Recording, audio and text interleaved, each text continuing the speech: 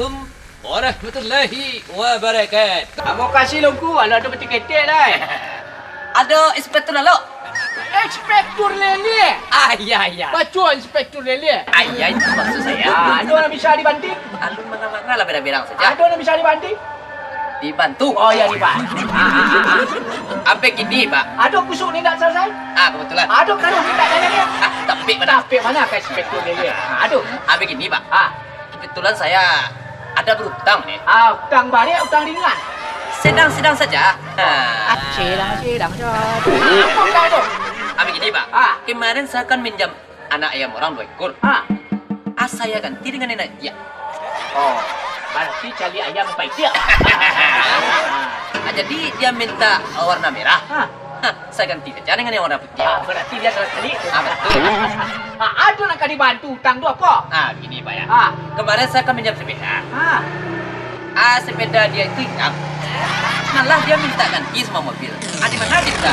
Itu kurang martabat Mesir orang. Martabat? Ya kurang martabat. Kalau jangan pinjam sepeda, minta ganti jodoh ya. Sangat tidak manusiawi. Bagaimana cerita itu, Pak? Serahkan kepada inspektur lele. Apanya? Tapi dibantu. 2 minit lah dibantu. Dibodoh situ.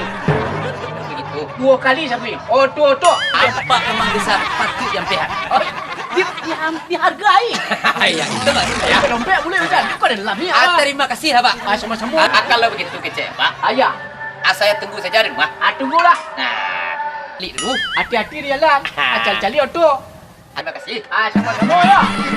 Ya, ada satu lagi, Pak. Apa? Kita singgah juga dulu bentar. Iya. Oh ya, Pak. Apa? Enggak jadi. Kalau mau balik sekali lagi. Permisi, Pak.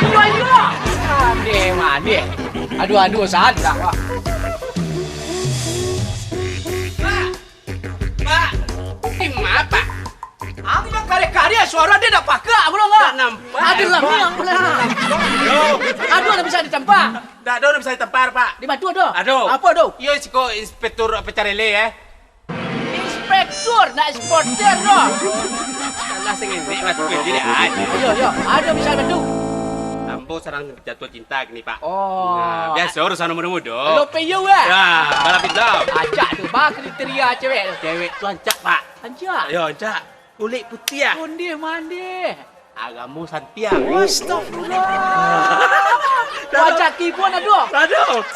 Tinggi jiwa ke ibuan ni, Pak. Sumayang rajin. Rajin. Puasa ya Allah. Apa lain? Itu mantap mana jadi orang rumah rumah cewek tu. Patut jadi rumah. Patut apa setuju? Setuju, Pak, Pak. Setuju. Jadi contoh barang ada, Pak, tapi saya terketek, Pak. Inyo jando salah Jandul. Tapi dah baru tu. Ada. Kalau nak nama biar apa? Daruk, Pak. Ada contoh barang ah. Ya, terlihat Pak contoh barang. Mah. Data santai. Jandul ke mantap rajin sembahyang. Iya. Ambil. Pak. Pipi. Pak. Kau contoh barang, Pak. Kau bini kan kau mak? Apa boleh ni bini kan dia? Ayo je dalam miak ya Pak.